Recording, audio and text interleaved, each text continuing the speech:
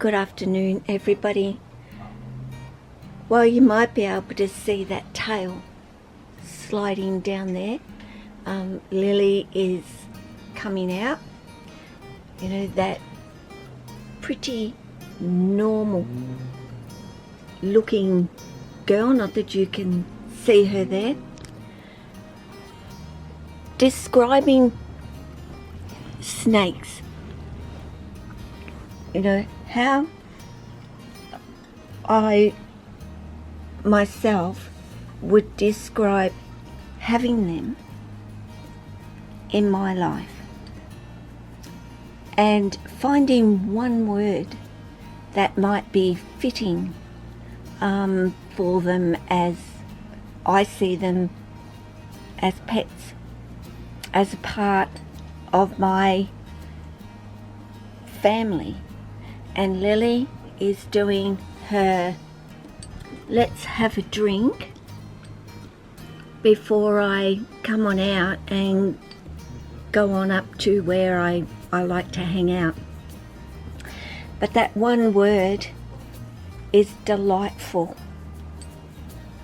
It is the only way that I can describe having snakes in my life. They are delightful animals. They are curious, smart, all of those wonderful things that I find about them, and strive so hard for others to feel the same way about their snakes, to find them delightful, because they're all different from one another and yet can be the same species. And I think about that, and why are they different? And I'm saying this because of personality and what I see, their actions, what they do, what they don't do. And they are also very different, can also be very different in their care and what they like and don't like. Some may like a 32 Celsius heating for them. Others, they would prefer 30 Celsius, and you, as the person that is caring for them, should be the one to take notice of these sorts of things and make changes for them, because they're very reliant on you to be able to do this, and they're showing you, they are showing you what they're thinking, feeling, and I guess in a way hoping for you to be able to tune in on them and what it is that they are actually asking of you. I think that is vital for having snakes in your life. And when you do it that way, and you let them come out, and you let them explore, you let them do what it is that they choose to do, they are delightful, absolutely. And they're not just a commodity, I guess the word is, and a profity, is that a word? A profit, a gain, monetary. They can offer you all of that and everything in between that. And that is what I feel is important, to be able to offer the in-between. it's wonderful that people have come so far, and we've learnt so much about their care and what they need within their environment. But we've got a long way to go to find out about the care of them emotionally and what they need, which is enrichment, and to make choices and to become your friend, not something that you fear because it just wants to bite you. That wouldn't be happening if you gave all in the middle, in between the breeding and having babies and so on.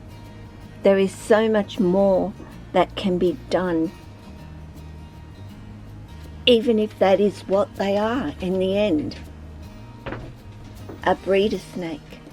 They still deserve to have that enrichment and to explore and to get to know you and all the delightful stuff that I have every day with Lily, who, as yet, has not chosen to come right out, but I'm pretty sure that she is going to.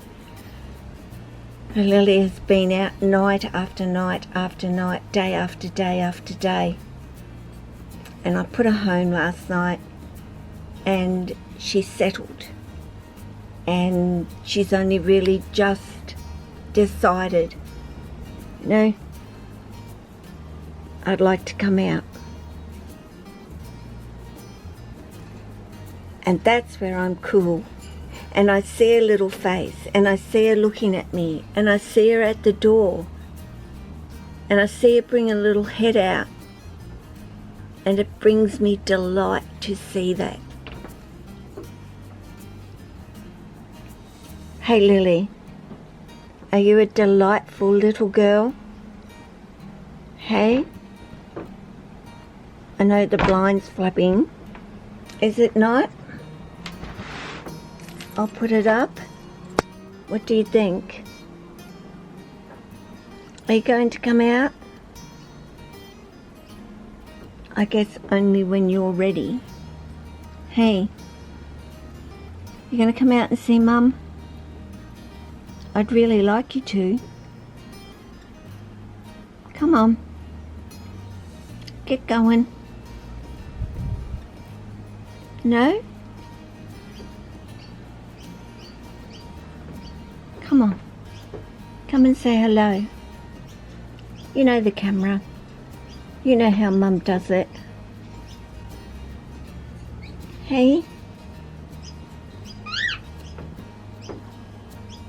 Come on, darling.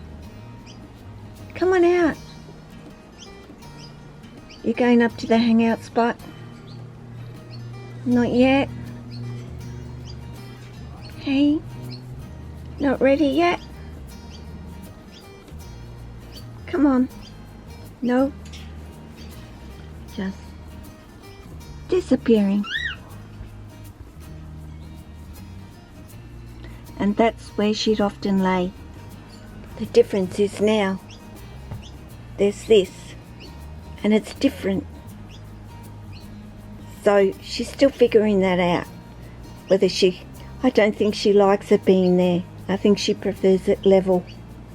There's nothing I can do about it, and she's more than capable, because this is what she would do quite often, just lay there like that and have a nap. But no, she can't see me, and I think that's what she liked, is the ability to see me when she just wanted to relax and have part of herself out, but not all of herself out. And sometimes that is all that they really like to do, is just have the door open, if nothing else. So while I'm here,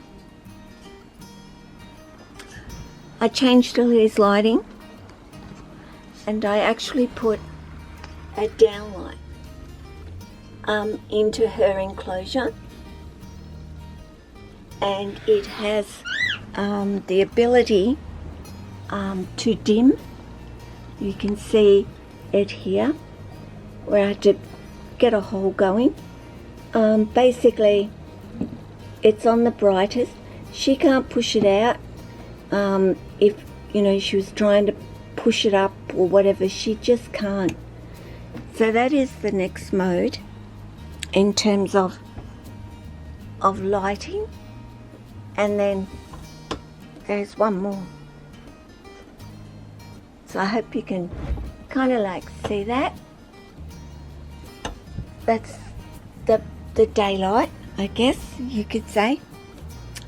Really easy to do, and it costs me $9, and it comes with a lead, so it just plugs straight into the power.